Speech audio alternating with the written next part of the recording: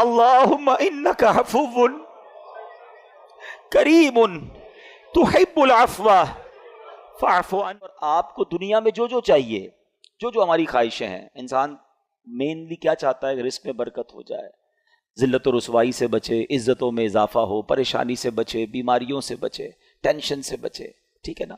फिर मुसलमान है तो चाहता है कलमे वाली मौत मिले, दीदार मुस्तफ़ा मौत के वक्त नसीब हो जाए सल्लल्लाहु तआला अलैहि वसल्लम। कब्र जो है वो प्यारे आका का जलवों से जगमगा जाए, महशर के दिन नबी पाक के करीब हो जाऊं, आका शफात फरमाएं, जामे कौसर पिलाएं, पुल सिरात से पार लगाएं और साथ जन्नत में ले जाएं। यही है ना लाइफ, यही तो चाहिए हमें, और क्या चाहिए? दुनिया भी अच्छी हो और आखिर, वो कहते हैं ना, जिंदगी शान वाली और मौत ईमान वाली मिले। दुरूद पाक वाकई वो वजीफा है। यानी मैंने जितने जुमले कहे ना, अगर इसके पीछे में वो सारी हदीसें बयान करूं तो अल्हम्दुलिल्लाह मेरे आका अलैहिस्सलातु वस्सलाम ने अपनी अहादीस के ज़रिए ये सारे रिवॉर्ड्स, ये सारे इनाम दुरूद पाक में अता फरमाए। शायर जबी कहते हैं, हर दर्द की दवा है सल्ले अला मुहम्मद, तावीज़े हर बला है सल्ले अला मुहम्मद सल्लल्लाहु अलैहि वसल्लम। तो आज नियत कर लें कि इंशाअल्लाह चलते फिरते उठते बैठते दुरूद पाक अपना मामूल बनाएं, अपनी ज़िंदगी में से शामिल कर लें। इंशाअल्लाह अपनी आँखों से आप अपनी क्लैमिटीज़, अपने प्रॉब्लम्स, अपनी डिफ़िकल्टीज़ को दूर होते हुए देखेंगे। अल्लाह पाक मुझे भी और आपको भी कसरत से दुरूद पाक पढ़ने की तौफीक अता फरमाए। आइए मिलकर मोहब्बत के साथ दुरूद पाक पढ़ लें। सल्लु अलल हबीब सल्लल्लाहु तआला अला मुहम्मद सल्लल्लाहु अलैहि वसल्लम। आज के मुख्तसर से बयान में मैंने दो टॉपिक कवर करने हैं कि शब कदर दरअसल है क्या, शब कदर हमें किस वजह से मिली, और फिर एक अजीम हस्ती का भी आज जिक्र खैर होगा। सुभान अल्लाह, मौलाए कायनात शेर खुदा हज़रत मौला अली करमल्लाहु तआला वजहुल करीम, अल्लाह उनकी भी बरकतें हम सबको नसीब फरमाए। सबसे पहले हम चलेंगे कुरान पाक के 30वें पारे की तरफ। 30th पारे में बड़ी कमाल की सूरत है, और ज़रा आप समझिएगा, कुरान में किसी बात का थोड़ा सा जिक्र आ जाए ना, वो भी बड़ी बात है। कुरान में जिक्र आना यानी रब का कलाम, और सुबह क़यामत तक नमाजों में उसकी तिलावत होती रहेगी। मगर इस रात की अहमियत समझें कि किसी एक आयत के जरिए बयान नहीं किया अल्लाह ने। शब कदर को डिफाइन करने के लिए कुरान पाक की एक पूरी सूरत सूरह कदर नाजिल कर दी गई। यानी पूरी सूरत only for define one night, try to understand the significance of that night। उस रात की अहमियत समझने की कोशिश करें कि जिसकी अहमियत बयान करने के लिए कुरान की एक पूरी सूरत नाजिल हो रही है। और अल्लाह करीम कुरान में क्या फरमाता है? बिस्मिल्लाहिर्रहमानिर्रहीम, इन्ना अंज़लनाहु फी लैलतिल क़द्र वमा अदराका मा लैलतुल क़द्र लैलतुल क़द्रि खैरुम मिन अल्फ़ि शहर तनज़्ज़लुल मलाइकतु वर्रूहु फ़ीहा बिइज़्नि रब्बिहिम मिन कुल्लि अम्र सलामुन हिया हत्ता मत्लइल फ़ज्र। अब पहले ज़रा इसके माना को समझिए। अल्लाह फरमाता है, बेशक हमने इस कुरान को शब कदर में नाजिल किया। ये रात कितनी मुबारक है कि इस रात कुरान नाजिल हुआ है। रमज़ान में कुरान नाजिल हुआ और फिर इस रात, ख़ास इस रात में नाजिल हुआ। अच्छा, यहाँ एक थोड़ी सी बात समझना ज़रूरी है कि कुरान 2 सूरतों में नाजिल हुआ है। लौहे महफूज से आसमाने दुनिया पर जब नाजिल किया गया तो वो लैलतुल कद्र में नाजिल किया गया, और आसमाने दुनिया से हमारे आका अलैहिस्सलातु वस्सलाम के कल्बे मुनव्वर पर 23 साल के अरसे में दर्जा बदर्जा बतदरीज हज़रत जिब्रील अमीन लेकर कुरान हाजिर होते रहे, वही लाते रहे, और ये 23 ईयर्स के अरसे में नाजिल हुआ। यहाँ जो बात हो रही है वो लौहे महफूज से आसमाने दुनिया पर नुज़ूल की बात हो रही है। अच्छा, अब इस रात के बारे में सुभान अल्लाह इतनी अहादीस और इतने फ़ज़ाइल बयान हुए कि शब कदर को कदर वाली रात क्यों कहते हैं। पहला सवाल तो ये है। तो इसमें इस शब में साल भर के अहकाम नाफिज किए जाते हैं, और फरिश्तों को साल भर के कामों पर मामूर कर दिया जाता है। पूरे साल के ऑर्डर्स दे दिए जाते हैं उनको, यूँ समझिए कि उनको डेडिकेट कर दिया जाता है कि ये साल भर के आपके काम हैं। और इस रात को शब कदर इसलिए भी कहते हैं कि इस रात में जो इबादतें की जाती हैं उसकी कदर की जाती है, वो मकबूल हो जाती हैं, इसलिए भी इस रात को शब कदर कहा जाता है। बुखारी शरीफ की हदीस सुनिए, حضرت ابو ہریرہ رضی اللہ تعالیٰ عنہ راوی ہیں، نبی پاک علیہ الصلوۃ والسلام نے ارشاد فرمایا، جس نے اس رات میں ایمان اور اخلاص کے ساتھ شب بیداری کر کے عبادت کی تو اللہ تعالیٰ اس کے سابقہ صغیرہ گناہوں کو بخش دیتا ہے۔ کبیرہ گناہ جو ہوتے ہیں نا وہ توبہ سے معاف ہوتے ہیں، ہم انشاءاللہ توبہ بھی کریں گے، لیکن سارے پچھلے صغیرہ گناہ کس کے معاف ہوتے ہیں؟ جو اس رات شب بیداری کرے اور عبادت میں اس رات کو گزارے۔ حضرت انس بن مالک رضی اللہ تعالیٰ سے روایت ہے، اور یہ ابن ماجہ کی حدیث ہے، کہ رمضان کا مہینہ آیا تو پیارے آقا علیہ الصلوۃ والسلام نے ارشاد فرمایا، بے شک تمہارے پاس ایک مہینہ آیا ہے اور اس میں ایک ایسی رات ہے جو 1000 مہینوں سے بہتر ہے، جو شخص اس رات سے محروم ہو گیا وہ تمام نیکیوں سے محروم رہا، جو اس رات سے محروم رہ گیا وہ تمام نیکیوں سے محروم رہا، اور محروم وہی رہے گا جس کی قسمت میں محرومی ہے۔ تو ہم نے ان 5 راتوں کو ٹارگٹ پہ رکھنا ہے، ان راتوں میں کوئی اور کام نہیں ہونا چاہیے، بس اللہ کی رضا والے کام ہو، عبادت ہو، جتنا ہو سکے عبادت ہو، کوئی گناہ والی بات نہ ہو۔ لہٰذا ہر مسلمان کو چاہیے کہ وہ رات عبادت میں گزارے اور استغفار میں گزارے۔ بی بی عائشہ صدیقہ رضی اللہ تعالی عنہا فرماتی ہیں، میں نے نبی پاک علیہ الصلوۃ والسلام سے عرض کی کہ اگر حضور مجھے معلوم ہو جائے کہ لیلۃ القدر کون سی رات ہے تو پھر میں کیا پڑھوں؟ تو میرے آقا علیہ الصلوۃ والسلام نے لیلۃ القدر کا ایک وظیفہ عطا فرمایا۔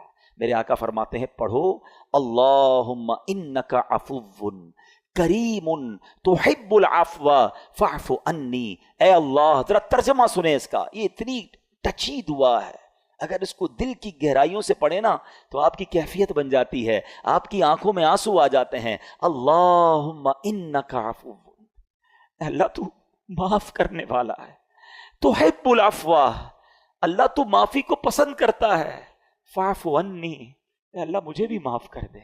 پہلے اللہ کو اس کی شان کریمی کا ذکر کر کے عرض کیا جا رہا ہے، اے اللہ تو معاف کرنے والا، اللہم انک عفو کریم تحب العفو، اے اللہ معافی کو تو پسند بھی کرتا ہے، میں بھی تو تیرا سائل ہوں، میں بھی تو گناہ گار ہوں، پھر مجھے بھی تو معاف کر دے، فاعف عنی۔ آئیے مل کر اس دعا کو 5 راتوں میں کثرت سے پڑھنا ہے، اپنے گناہوں کو یاد کر کے سر جھکا کر شرمندگی کے ساتھ پڑھ لیں۔ اللہم انک عفو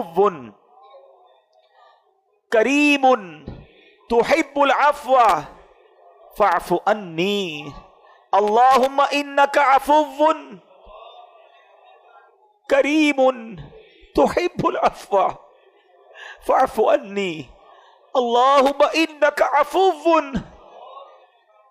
کریم تحب العفو فاعف عنی۔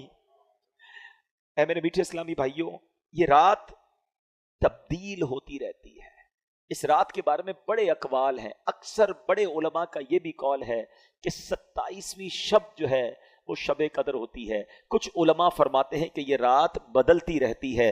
بہرحال ہمیں ان 5 راتوں میں خوب عبادت کرنی ہے، اور اس کے بارے میں اللہ تبارک و تعالیٰ نے اس رات کو پوشیدہ کیوں رکھا ہے، جس طرح دیگر اشیاء کو اللہ کریم نے پوشیدہ رکھا ہے۔ مثلا اللہ تعالیٰ نے اپنی رضا کو اطاعتوں میں پوشیدہ رکھا ہے، ہمیں نہیں پتہ کون سی نیکی سے رب راضی ہو جائے گا، اس لیے کیا کہا جاتا ہے، چھوٹی نیکی کو بھی نہیں چھوڑنا ہے۔ کبھی آپ نے سنا ہوگا نا کہ کسی نے کتے کو پانی پلایا، اس کی بخشش کر دی گئی، راستے سے کانٹا ہٹا دیا، اس کی بخشش کر دی گئی۔ تو چھوٹی نیکی بھی نہیں چھوڑنی ہے، کیونکہ اللہ پاک نے اپنی رضا کو اطاعتوں میں چھپا کر رکھا ہے۔ ہم نہیں جانتے کس عمل سے اللہ راضی ہو جائے، وہ نقطہ نواز ہے، تو بندہ ہر نیکی کرتا جائے، کیا معلوم اس سے میرا رب راضی ہو جائے۔ بالکل اسی طرح اللہ تبارک و تعالیٰ نے اپنے غضب کو گناہوں میں چھپا رکھا ہے، ہم نہیں جانتے کون سا گناہ اللہ کے غضب کی باعث بن جائے۔ بعض اوقات ہمیں لگتا ہے چھوٹا سا گناہ ہے اور وہی رب کی ناراضی کا باعث بن جاتا ہے، تو بندہ اپنے آپ کو گناہوں سے بچاتا رہے۔ اسی طرح اللہ نے اپنے اولیاء کو اپنے بندوں میں چھپا کے رکھا ہے، ہمیں نہیں پتا کون اللہ کا ولی ہے۔ ایون ہو سکتا ہے آج ہماری ماشاءاللہ اس مسجد میں اللہ کے اتنے ولی کے نام پر یہ مسجد بنی ہے، اولیاء کرام کے بھی سردار ہیں غوث اعظم رضی اللہ تعالیٰ عنہ، ہو سکتا ہے یہاں بھی کوئی اللہ کا ولی بیٹھا ہو، ہم نہیں جانتے۔ تو اس کا فائدہ کیا ہوا کہ چونکہ اولیاء کرام کو رب نے بندوں میں چھپا کر رکھا ہے، تو اب بندہ سب کے ساتھ عزت سے بات کرے، اپنے ملازم سے بھی عزت سے بات کرے، غریب سے بھی عزت سے بات کرے۔ کیا پتا کہ وہ اللہ کا ولی ہو جس سے میں بدتمیزی کر رہا ہوں، جس کو گالیاں نکالتا ہوں۔ لوگ اپنے ملازمین کو گالیاں نکال رہے ہوتے ہیں، ان کو ایسے ڈانٹ رہے ہوتے ہیں جیسے غلام بنا لیا ہے۔ نہ کرو ایسا، ٹھیک ہے وہ غریب ہے، تمہارا ملازم ہے، اگر وہ اللہ کا ولی ہوا نا، ویسے بھی کسی مسلمان ولی نہ بھی ہو، مسلمان ہے تو اس کی تعظیم کرنی ہے، اس کو دل نہیں دکھانا، لیکن اگر وہ اللہ کا ولی ہوا تو یاد رکھیے گا میٹھے اسلامی بھائیوں، میں نے اب تک جتنا میرا مطالعہ ہے وہ تھوڑا سا ہی ہے کہ 2 ہی چیزوں کے بارے میں پڑھا ہے جس میں رب اعلان فرماتا ہو، رب کی طرف سے یہ اعلان ہو کہ جس نے یہ 2 کام کیے وہ ایسا ہے جس نے اللہ سے جنگ کی ہے۔ ایک سود کھانے والا، سود کا کام کرنے والے کے بارے میں پڑھا، اور دوسرا کسی نے اگر اللہ کے ولی سے دشمنی کی وہ ایسا ہے جس نے اللہ سے جنگ کی۔ یہ 2 کام کرنے والا برباد ہی ہوتا ہے۔ تو بندوں سے عزت سے پیش آئیں، تو یہ اللہ کی مشیت ہے۔ اسی طرح رب نے یہ لیلۃ القدر کو بھی پوشیدہ رکھا تاکہ ہم ان 5 راتوں میں تلاش کریں، عبادت کریں، ورنہ ہم تو ایسے نکمے لوگ ہیں، ایک رات پتہ چل جاتی تو باقی راتوں تو پھر ایسے ہی سارے بھول جانے تھے۔ چلو اس بہانے 5 راتیں تو مسجدیں بھرتی ہیں، ان 5 راتیں تو سجدے ہوتے ہیں، کچھ عبادت ہوتی ہے۔ تو بہرحال میرے میٹھے اسلامی بھائیوں، ہمیں اس کو سمجھنا ہے۔ اچھا، آگے قرآن فرماتا ہے وما ادراک ما لیلۃ القدر، تم نے کیا جانا لیلۃ القدر کیا ہے؟ اچھا، یہ قرآن کا بڑا خوبصورت اسلوب ہے، it's a beautiful style of Quran. جب قرآن کو کوئی چیز انفسائز کرنی ہے، ہماری اٹریکشن چاہیے، ہمیں بتانا ہے کہ دیر از سم تھنگ اسپیشل، تو قرآن خود ہی ہم سے سوال کر رہا ہے وما ادراک ما لیلۃ القدر، تم نے کیا جانا لیلۃ القدر کیا ہے؟ ہماری اٹریکشن لی جا رہی ہے۔ عرب زبان کا بھی ایک اسلوب ہے۔ آپ دیکھیں سورہ قاریہ میں القارعۃ مل قارعہ وما ادراک مل قارعہ، قرآن وہاں بھی ڈیفائن کر رہا ہے قیامت کو۔ تو اب سوال کیا جا رہا ہے کہ تم نے کیا جانا قیامت کیا ہے، قارعہ کیا ہے، پھر فوراً اس کے بعد قرآن اس کو ڈیفائن کرتا ہے کہ وہ دن کیسا ہوگا۔ یہاں بھی قرآن نے یہ اسلوب اختیار کیا، اللہ کا کلام کہہ رہا ہے وما ادراک ما لیلۃ القدر، تم نے کیا جانا لیلۃ القدر کیا ہے؟ پھر آگے خود قرآن بتا رہا ہے لیلۃ القدر خیر من الف شہر، یہ رات 1000 مہینوں سے بہتر رات ہے۔ اب 1000 مہینوں کا مطلب کیا ہوا؟ 83 years and 4 months، اپروکسیمیٹلی 83.5 سال۔ یہ سوال ذہن میں آ سکتا ہے کہ قرآن نے 100 سال نہیں کہا، 150 سال نہیں کہا، 1000 مہینوں کی کیلکولیشن کہاں سے آئی؟ سبحان اللہ۔ اس کے پیچھے بہت سارے شان نزول علماء نے بیان کیے۔ ایک شان نزول یہ ہے کہ نبی پاک علیہ الصلوۃ والسلام نے بنی اسرائیل کے ایک بہت عظیم بزرگ کا واقعہ صحابہ کرام کو سنایا۔ ان کا نام تھا حضرت شمعون رضی اللہ تعالیٰ۔ واقعہ کیا تھا؟ واقعہ یہ تھا کہ وہ اللہ کے بڑے ولی تھے، بڑے جاندار بھی تھے، بڑی اللہ کی انہوں نے عبادت کی، اور ایسی عبادت کی کہ 1000 مہینوں تک وہ روزانہ روزہ رکھتے تھے، رات کو عبادت کرتے تھے اور جہاد بھی کرتے تھے، اور بڑے طاقتور بھی تھے، ان پر کافر قابو نہیں پا سکتے تھے، اور بڑی چال چل کر بڑی مکاری کے ساتھ انہوں نے ان کو گرفتار کیا، اور پھر ان کو یوں سمجھے کہ ٹکڑے ٹکڑے کر کے شہید کیا گیا۔ بڑا ظلم بھی ہوا ان کے اوپر، پھر جنہوں نے ان کو شہید کیا ان پر عذاب بھی نازل ہو گیا۔ بڑا طویل واقعہ ہے، میں اس کو شارٹ کر کے بیان کیا میں نے۔ اچھا، اب جب یہ واقعہ نبی پاک علیہ الصلوۃ والسلام نے صحابہ کو سنایا نا، تو صحابہ کرام علیہ رضوان جو تھے ان کا مائنڈ سیٹ کمال کا تھا، ایسے کمال کے صحابہ ہیں سبحان اللہ۔ اب جب یہ واقعہ سنا، اب آپ نے بھی سنا، میں نے بھی سنا، ہمیں تو لگتا ہے کہ یار کتنے بڑے بزرگ تھے ماشاءاللہ، کتنی عبادت کی، کتنا ثواب کمایا۔ وہ فوراً اپنی نیکیوں کے بارے میں فکر مند ہو جاتے تھے، کہتے حضور یہ پہلی قوم والے تو آگے بڑھ گئے، ہماری تو عمریں ہی چھوٹی ہیں، 1000 مہینے تک تو وہ روزے رکھتے رہے، 1000 مہینے تک تو رات عبادت کرتے رہے، جہاد کرتے رہے، 1000 مہینوں کا مطلب 83.5 سال اپروکس، ہماری تو عمر 60 70 80 سال، یہ تو ہمارے پاس ٹائم ہی نہیں ملتا، اتنا ٹائم ہی نہیں ہماری لائف میں، وہ نیکیوں میں آگے بڑھ گئے۔ یہ بات بڑی کمال کی، جملہ ذرا سمجھیے گا۔ صحابہ رنجیدہ ہوئے کہ دوسری قوم، دوسری جو امتیں ہیں وہ نیکیوں میں آگے بڑھ رہی ہیں، ہم پیچھے رہ گئے۔ آج ہمارا حال یہ ہے کہ ہم یہ سوچتے ہیں کہ فلاں بنگلہ بڑا بنا لیا اس نے، ہے وہ کاروبار میں آگے بڑھ گیا، وہ پیسوں میں آگے بڑھ گیا، اس کی گاڑی اچھی ہو گئی، اس نے موبائل اچھا خرید لیا، ہم اسی ٹینشن میں رہ گئے۔ مجھے آج تک یہ بات سمجھ نہیں آتی کہ جو کسی کا گھر، کاروبار یا اس کی ویلتھ دیکھ کر ڈی مورلائز ہوتا ہے، اپنے آپ کو پیچھے فیل کرتا ہے، وہ کسی تہجد گزار کو دیکھ کر کیوں نہیں پیچھے فیل کرتا کہ یار یہ تہجد پڑھتا ہے میں نہیں پڑھتا، یہ روز قرآن پڑھتا ہے میں نہیں پڑھتا، یہ دین کا کام بھی کر رہا ہے، کاروبار بھی کر رہا ہے، میں تو صرف کاروبار کر رہا ہوں، میں تو دین کو ٹائم ہی نہیں دے رہا۔ میں اپنے آپ کو اس وقت کیوں شائع فیل نہیں کرتا، اس وقت کیوں میرے دل میں یہ بات۔ یہ صحابہ کرام کا انڈرسٹینڈنگ لیول تھا کہ جب بھی وہ کسی کو نیکیوں میں آگے بڑھتے دیکھتے وہ چاہتے ہم بھی آگے بڑھے۔ پلیز کمپٹیشن لائف میں یہ والا لاؤ کہ جو دنیا کا کمپٹیشن ہم لے آئے نا، اس میں کبھی بھی پرسکون نہیں ہو گیا. ہر شیر کا سوا شیر موجود ہے. آپ لاکھ پتی ہو جائیں گے تو کروڑ پتی نظر آئے گا، کروڑ پتی نظر آئیں گے تو ارب پتی نظر آئے گا، ارب پتی بھی بن جاؤ گے تو پھر آگے اس سے آگے والا نظر آئے گا، اور اسی ریس میں زندگی ختم ہو جائے گی. کرنا کیا ہے؟ پلیز یہ سیکھو. یہ لیلۃ القدر ملی، کتنی عظیم رات کیوں ملی؟ جب صحابہ کرام غمزدہ ہوئے تو نبی پاک کے بھی قلب اقدس پر جو ہے وہ رنج طاری ہو گیا. تو میرے آقا علیہ الصلوۃ والسلام کے جب دل پر رنج طاری ہو، یہ رب کو کب گوارا ہے؟ جبریل امین آئے کہ حضور آپ غمزدہ نہ ہو، اللہ کریم نے آپ کی امت کو ایک رات ہر سال ایسی عطا کر دی ہے جو اس رات میں عبادت کر لے گا حضرت شمعون کی ان 1000 مہینوں کی عبادت سے زیادہ ثواب کما لے گا. لیلۃ القدر خیر من الف شہر، برابر نہیں کہا قرآن نے کہ وہ رات 1000 مہینوں سے برابر ہے، نہیں، قرآن کہتا ہے 1000 مہینوں سے افضل ہے. افضل کتنا ہے وہ رب جانے، اس کی عطائیں جانے. اور یہ وہ نارمل 1000 مہینے نہیں ہیں کہ ایک بندہ 1000 مہینے زندہ رہ کر نمازیں پڑھتا رہا، اس کے برابر نہیں. یہ وہ حضرت شمعون جو 1000 مہینوں تک روزے رکھتے رہے، 1000 مہینوں تک عبادت کرتے رہے، جہاد کرتے رہے، شہادت کا مرتبہ پایا. اللہ اکبر. نبی پاک کی کرم نوازی سے، اللہ کے حبیب کی امت ہونے کی برکت سے اللہ نے ایک رات ہر سال دے دی کہ جو اس ایک رات میں عبادت کر لے حضرت شمعون کی ان 1000 مہینوں سے عبادت سے زیادہ ثواب کما لے گا. تو یہ اتنا بڑا احسان، اور یہ ہمیں کیوں ملی؟ یہ احسان مانو، احسان فراموش نہیں ہونا چاہیے. یہ سب کچھ ملا ہے نبی پاک کے صدقے. ایمان ملا ان کے صدقے، رمضان ملا ان کے صدقے، قرآن ملا ان کے صدقے. سچی بات تو یہ ہے رحمان ملا ان کے صدقے. وہ کیا ہے جو در مصطفیٰ سے ہم نے پایا نہیں ہے؟ جس کو اتنا کچھ نبی پاک کے صدقے ملا ہو، اس کی تو زندگی ان کی محبت میں گزرنی چاہیے، اس کی تو زندگی ان کا گن گاتے ہوئے گزرنی چاہیے، ان کی سنتوں پر عمل کرتے گزرنی چاہیے. تو اے میرے میٹھے اسلامی بھائیوں، اب سمجھ لو یہ کتنی بڑی رات ہے. ان بٹوین دوز 5 نائٹس کوئی ایک رات شب قدر ہے.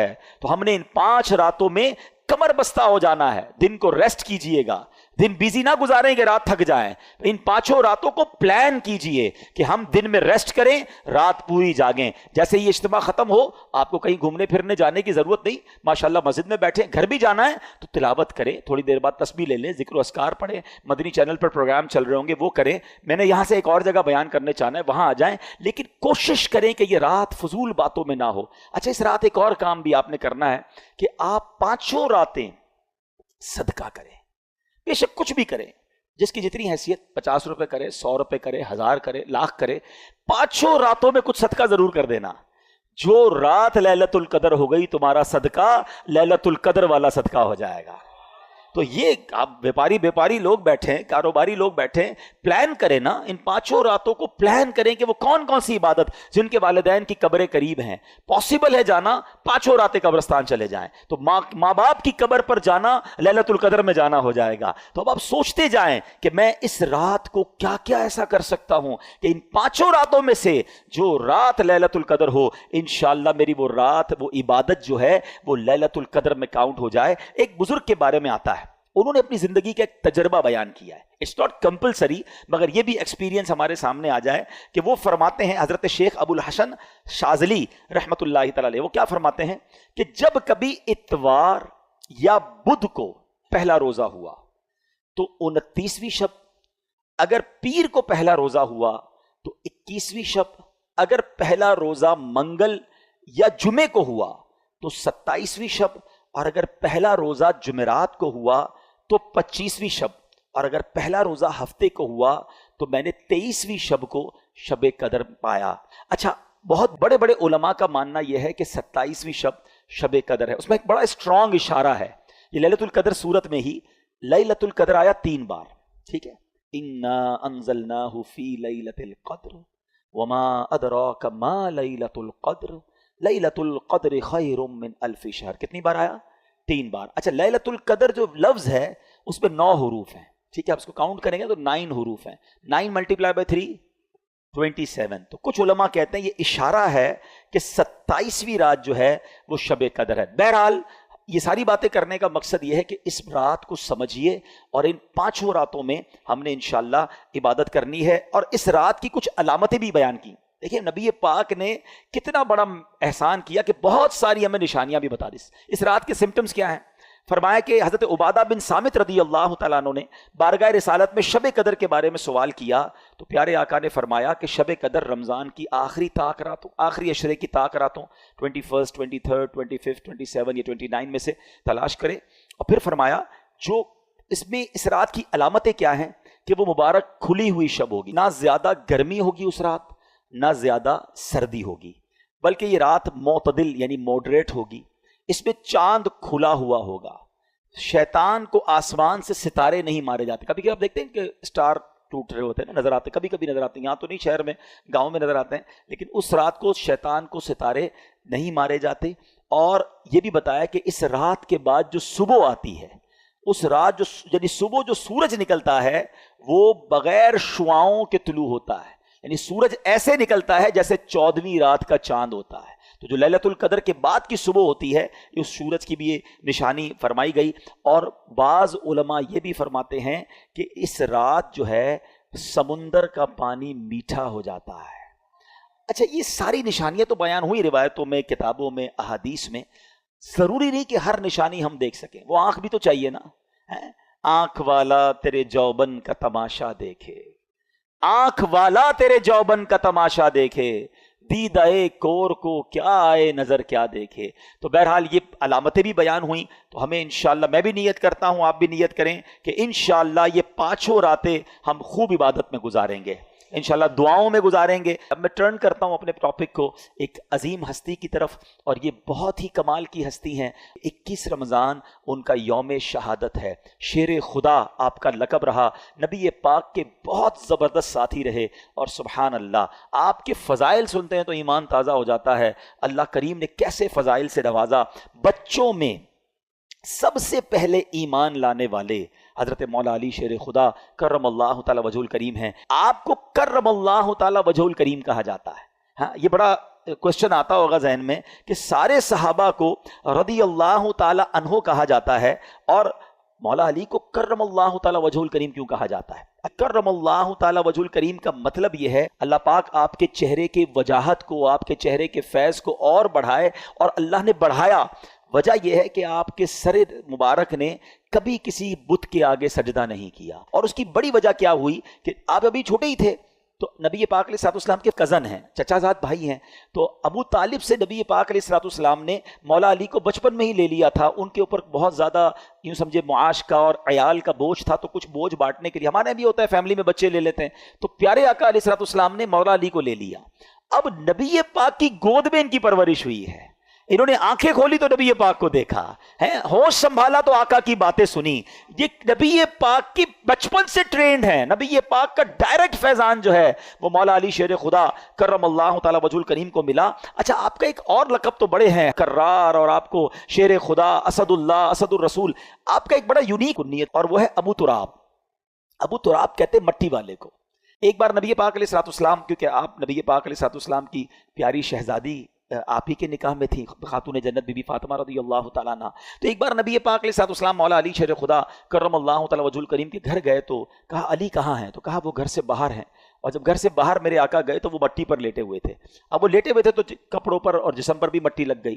تو نبی پاک علیہ الصلوۃ والسلام نے بڑے پیار سے کہا کم یا ابا تراب، اے مٹی والے کھڑے ہو جاؤ. مولا علی کہتے ہیں اس کے بعد سے مجھے میرے نام سے زیادہ ابو تراب کو نیت سے محبت ہو گئی. اور اعلیٰ حضرت امام اہل سنت کیا خوبصورت بات لکھتے ہیں، اس نے لقب خاک شہنشاہ سے پایا. لقب خاک، خاک کو کہتے ہیں نا، لقب کیا ملا؟ خاک کا. اس نے لقب خاک شہنشاہ سے پایا، جو ہے در کرار کے مولا ہے ہمارا. سبحان اللہ. آپ کے بارے میں فضائل تو بہت ہیں. آپ کا ذکر خیر قرآن میں کیسا ہے؟ دیکھیں، میں اور آپ نیکی کر کے دعا کرتے ہیں اللہ قبول کر لے. مولا علی نے ایک ایسی نیکی کی کہ قرآن میں اس کا ذکر آ گیا. میں ابھی تھوڑی دیر پہلے ایک جملہ کہہ رہا تھا کہ جو چیز قرآن میں آ جائے گی نا، وہ صبح قیامت تک مسجدوں میں تلاوت ہوتی رہے گی، قرآن میں لوگ پڑھتے رہیں گے. یعنی حضرت علی کی یہ نیکی اب قیامت تک لوگوں کی زبانوں پر ہے. اور آپ نے کام کیا کیا تھا؟ پہلے قرآن کی آیت سن لیں، پھر آپ کا وہ کام بتاتا ہوں جو آج ہمارے لیے بھی بڑا ریلیونٹ ہے. مولا علی شیر خدا کرم اللہ تعالی وجہ الکریم کی شان میں جو آیت ہے، بسم اللہ الرحمن الرحیم، الذين ينفقون اموالهم بالليل والنهار سرا وعلانية وعلانیۃ فلہم اجرہم عند ربہم ولا خوف علیہم ولا ہم یحزنون۔ ترجمہ کنز الایمان، یہ سورہ بقرہ کی آیت نمبر 274 ہے۔ وہ جو اپنے مال خیرات کرتے ہیں رات میں اور دن میں، چھپے اور ظاہر، ان کے لیے ان کا انعام حصہ ہے ان کے رب کے پاس، ان کو نہ کچھ اندیشہ ہو نہ کچھ غم۔ مولا علی نے ایسا کیسا صدقہ کیا؟ حضرت نعیم الدین مراد آبادی جو مفسر قرآن ہے لکھتے ہیں کہ ایک قول یہ ہے کہ یہ آیت حضرت علی کے حق میں نازل ہوئی، ان کے پاس 4 درہم تھے، صرف 4 درہم تھے۔ آپ نے کیا کیا کہ آپ نے چاروں کو خیرات کر دیا، ایک رات میں کیا، ایک دن میں کیا، ایک اعلانیہ کیا، ایک چھپ کر کیا۔ اللہ کریم نے یہ سارا صدقہ کیسا قبول فرمایا کہ اس کا ذکر قرآن میں فرما دیا۔ یہاں 2 باتیں سیکھنے کو مل رہی ہیں۔ ایک، دل کیسا تھا، 4 ہی تھے، چاروں دے دیے۔ ہمارے پاس لاکھوں ہوتے ہیں، تھوڑے نہیں دیتے۔ 2.5% ہی تو زکوٰۃ ہے نا، وہی لوگوں کو بھاری پڑ رہی ہے، وہی کیلکولیشن میں گھبرا رہے ہوتے ہیں یار یہ بھی بچ جائے زکوٰۃ سے، یہ بھی نکال دو، کسی طرح اس کی بھی نہ دینی پڑے۔ اچھا پچھلے سال دی تھی دوبارہ دینی پڑے گی؟ سوال بھی ایسے کرتے کہ سمجھ نہیں آ رہا کیا چاہ رہا ہے بھائی۔ حضرت وہ پچھلے سال دے دی تھی، سونا وہی ہے تو دوبارہ دے دیں۔ ارے بھائی ہر سال گزرنے کے بعد 2.5% آپ نے دینا ہے۔ بات ہم کرتے ہیں کہ ہم پنجتن کے غلام ہیں، بات ہم کرتے ہیں ہم صحابہ کے جناب چاہنے والے ہیں۔ دیکھو یہ تھے صحابہ کہ جو ہوتا تھا وہ دے دیتے تھے، اور کیا انداز تھا کہ چھپ کر بھی دے رہے ہیں، صبح بھی دے رہے ہیں کہ یار کوئی تو ادا اللہ کو پسند آ جائے، رات بھی دے رہے ہیں۔ تو سبحان اللہ، یہاں ایک اور بات سیکھنے کو مل رہی ہے کہ صدقہ دیں یا نیکی کریں، اس کے پیچھے ریزن ایک ہو کہ اللہ کی رضا ہو، اخلاص ہو۔ لوگوں کو دکھانے کے لیے نہ مال خرچ کریں نہ عبادت کریں۔ یہاں بڑا برا حال ہے۔ پلیز شیطان کے اس وار کو آج ہم سارے سمجھ لیں، وہ کبھی نہیں چاہے گا ہم نیکی کریں۔ آج ہم یہاں اجتماع میں آئے نا، ہم یہ بیٹھے ہیں، شیطان کو بہت برا لگ رہا ہے، اب وہ پلان کر رہا ہوگا یار اس کی رات برباد کیسے کریں۔ تو اب ہم بھی تو شیطان کی باتوں میں آ جاتے ہیں۔ اب باہر نکل کے کہیں گے یار ماشاءاللہ آج رات تو بڑا مزہ آیا، میں تو پہلے سے ہی چلا گیا تھا، صلاۃ التسبیح بھی پڑھی، اس کے بعد بیان بھی سنا، ذکر بھی ہوا، دعا میں تو میرے بڑے آنسو بھی بہے ہیں۔ بھائی اب آپ اپنی بری کارکردگی کیوں کسی کو دینا چاہتے ہیں؟ سوچئے، اگر تو اچھی نیت ہے کہ اگلے بار پھر اجتماع میں کسی کو بلانا ہے پھر تو ٹھیک ہے، انما الاعمال بالنیات، لیکن نیت یہ ہے کہ سامنے والا کہے کہ یار ماشاءاللہ آپ تو بڑی نیکیاں کما رہے ہیں۔ اپنے دل سے پوچھیں، اللہ کے لیے کام کریں، اللہ کی رضا کے لیے صدقہ دیں، اللہ کی رضا کے لیے نیکی کریں۔ یا ایک سوال چھوڑی جا رہا ہوں، ٹھیک ہے؟ پہلے تو اخلاص کی ایک تعریف علماء نے بیان کی، بہت ساری تعریفیں ہیں، اس میں سے ایک تعریف علماء نے یہ بیان کی کہ اخلاص یہ ہے کہ جس طرح تم اپنے گناہوں کو چھپاتے ہو اس طرح اپنی نیکیوں کو چھپاؤ۔ اب بتائیے، میں اور آپ چاہتے ہیں ہمارے گناہ کسی کو پتہ چل جائے؟ ہمیں سے کوئی نہیں چاہتا۔ نیکیاں پتہ نہ چلیں تو ٹینشن شروع ہو جاتی ہے، یار کوئی تو طریقہ ہوگا جس سے پتہ چل جائے کہ میں نے اس بار کتنی زکوٰۃ دی ہے، تو کتنی روزے رکھے، تو کتنے تراویحاں پڑھی، تو اور کتنی تلاوت کی۔ کیوں کرتے ہیں ایسا؟ اپنے دل سے پوچھیں۔ یہی شیطان مردود چاہتا ہے کہ ہماری نیکیاں ڈسٹرائے ہو جائیں اور ہم اس کی واروں میں آ جاتے ہیں۔ مولا علی شیر خدا کرم اللہ تعالی وجہ الکریم کا یہ ذکر خیر ہمیں بتا رہا ہے کہ اللہ کی رضا کے لیے عمل ہو۔ آپ تو اللہ کی رضا کے لیے کیسا کام کرتے تھے؟ ایک بار ایک غزوے میں کسی سے لڑائی ہو رہی تو آپ اس کافر کے سینے پہ چڑھ گئے، اس کافر نے کیا کیا؟ آپ کے چہرے پہ تھوک دیا۔ دشمن خدا نیچے ہے، ہاتھ میں تلوار ہے، اور مولا علی جیسی شخصیت ہے، کتنی شجاعت والے ہیں، اور چہرے پہ تھوک دیا اس ظالم نے۔ آپ ہٹ گئے، آپ نے اسے چھوڑ دیا۔ کہتا ہے اے علی یہ کیا؟ میں تمہارے نیچے تھا، ہاتھ میں تلوار تھی، اور میں تمہارا دشمن ہوں، اور میں نے اور تمہارے لیے ایک برا عمل کیا، چہرے پہ تھوک دیا۔ میں تم سے پہلے جو لڑ رہا تھا وہ اللہ کے لیے لڑ رہا تھا، جب تم نے میرے چہرے پر تھوکا تو میرا نفس بھی شامل ہو گیا، میرے دل کا غصہ بھی شامل ہو گیا۔ اب اگر میں تجھے قتل کرتا تو شاید وہ اللہ کے لیے نہ ہوتا۔ یہ اخلاص دیکھ کر وہ غیر مسلم کلمہ پڑھ کر مسلمان ہو گیا کہ یہ اسلام اور یہ مسلمان ہے جو ہر عمل اللہ کے لیے کرتے ہیں۔ مگر ہم شاید اب ایسے ہو گئے کہ شاید کوئی عمل اللہ کے لیے نہیں کرتے، ہر کام میں دنیا کا مفاد ہے، دنیا کی واہ واہ ہے۔ میں ایک سوال چھوڑ کر اپنا بیان اب ختم کرتا ہوں کہ ایک سوال اپنے آپ سے ضرور کیجئے گا کہ میرے پاس، آپ کے پاس ایسی کتنی نیکیاں ہیں جو فقط میں جانوں اور میرا رب جانے؟ یہ سوال ضرور کیجئے گا، شاید پھر شرم آنے لگے گی کہ یار جو نیکیاں میں نے اکیلے میں بھی کی تھی نا، کسی کو نہیں پتا تھا، وہ بھی کوئی نہ کوئی بہانہ کر کے, کوئی نہ کوئی راستہ ڈھونڈ کے. میں نے بتایا ضرور کسی کو, نہ کریں ایسا. اللہ کریم تربت مولا علی پر کروڑوں رحمتوں کی بارش نازل فرمائے اور ان کے صدقے ہماری مغفرت فرمائے.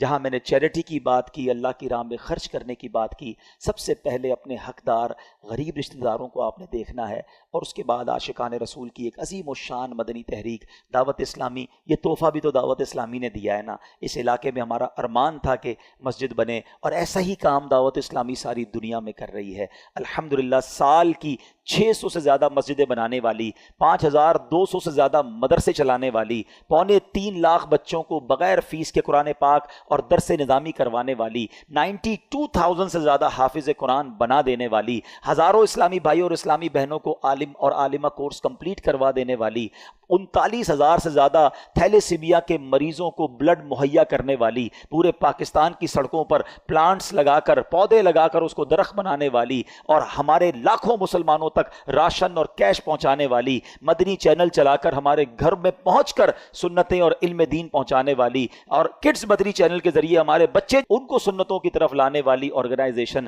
ہماری دعوت اسلامی ہے. تو کیوں نہ اتنے بڑے اس کاروان کا ہم بھی حصہ بنے. تو اپنے صدقات, اپنی زکوٰۃ, اپنے فطرے کے اندر بھی اپنی دعوت اسلامی کو ضرور یاد رکھیں. فطرہ بھی آپ نے سب نے دینا ہے اور بہترین دینا ہے, یہ یاد کر لیجئے. جس کو اللہ نے نوازا ہے, اللہ نے نوازا ہے, تو احادیث میں 4 قسم کا فطرہ بیان ہوا, اور اس میں کشمش کا, جو کا, کھجور کا اور گندم کا. جب دینے کی باری آئے تو اچھے دل کے ساتھ دیں. روزانہ افطار میں اجوا کھجور کھانی ہے اور فطرہ گندم کا دینا ہے, یہ تو بات ٹھیک نہیں ہے نا. اللہ نے جب اجوا دی ہے, اللہ نے بہترین کھانے دیے, تو یہ بھی شکر کا انداز ہے کہ یا اللہ تو نے مجھے بہترین رکھا, میں تیری راہ میں خرچ بھی بہترین کروں گا. ایک بار پھر جو ہمیں دعا نبی پاک کی حدیث سے سیکھنے کو ملی, 3 بار مل کر پڑھیں گے. اللہم انک عفو کریم تحب العفو فاعف عن. اللہم انک عفو کریم تحب العفو فاعف عن. اللہم انک عفو کریم تحب العفو فاعف عن. اے ڈوبتوں کو بچانے والے, اے بے قصوں کی دستگیری کرنے والے, اے گناہگاروں کی بخشش فرمانے والے مولا, تیرے گناہگار بندے تیرے دربار میں ہاتھ اٹھائے حاضر ہیں. ہماری حتمی مغفرت کر دے, ہمارے صغیرہ گناہ بھی معاف کر دے, ہمارے کبیرہ گناہ بھی معاف کر دے, ہمارے چھپ کر کیے ہوئے گناہ بھی معاف فرما, ہمارے اعلانیہ گناہ بھی معاف.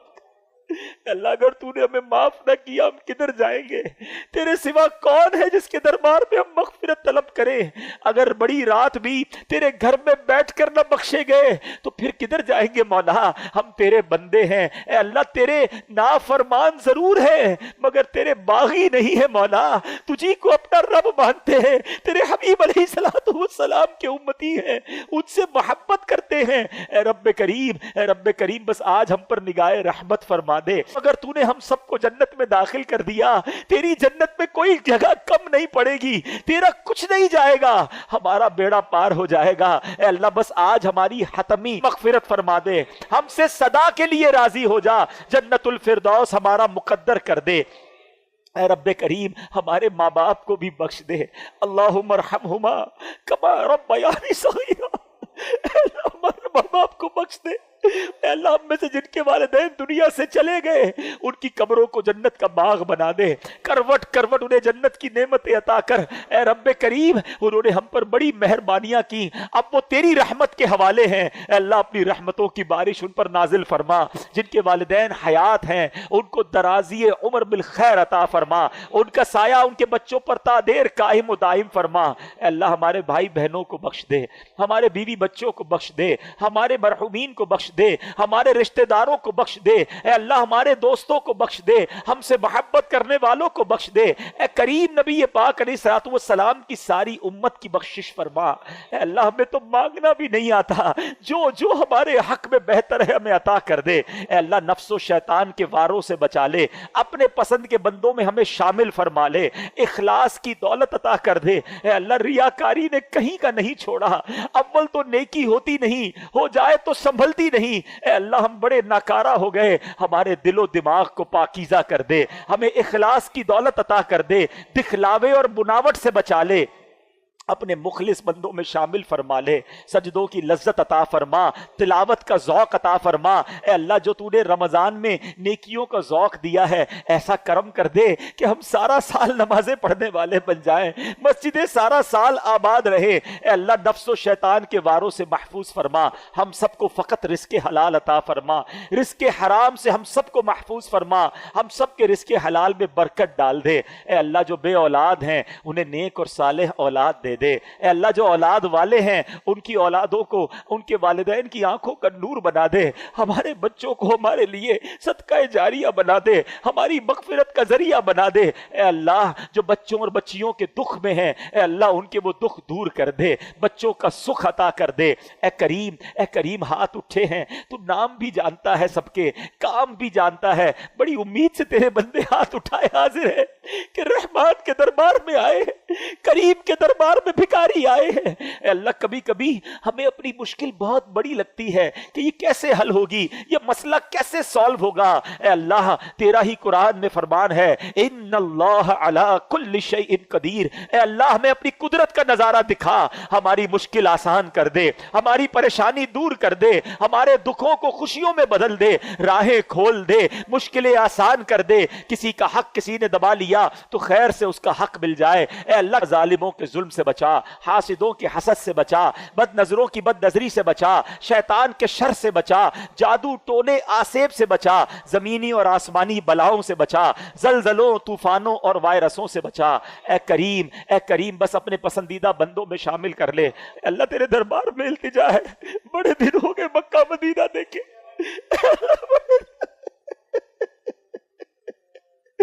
کریم مولا جلدی مکہ دکھا دے، جلدی کعبہ دکھا دے، تیرے حبیب کا روضہ دکھا دے۔ اے اللہ اسی سال ہمیں حج کی سعادت عطا فرما، بار بار سال میں کئی بار نبی پاک کے روضے کی حاضری ہمارا مقدر فرما دے، اور جب ہمارا وقت آخر ہو ہمیں ایمان اور عافیت کے ساتھ میٹھے مدینے میں موت عطا فرما، جنت البقیع میں مدفن عطا فرما، جنت الفردوس میں پیارے آقا کا پڑوس نصیب فرما۔ اے اللہ ہماری دعوت اسلامی کو ترقی عطا فرما، قبلہ امیر اہل سنت، تمام علماء اور مشائخ اہل سنت اور ہمارے والدین کا سایہ ہمارے سروں پر تا دیر قائم و دائم فرما۔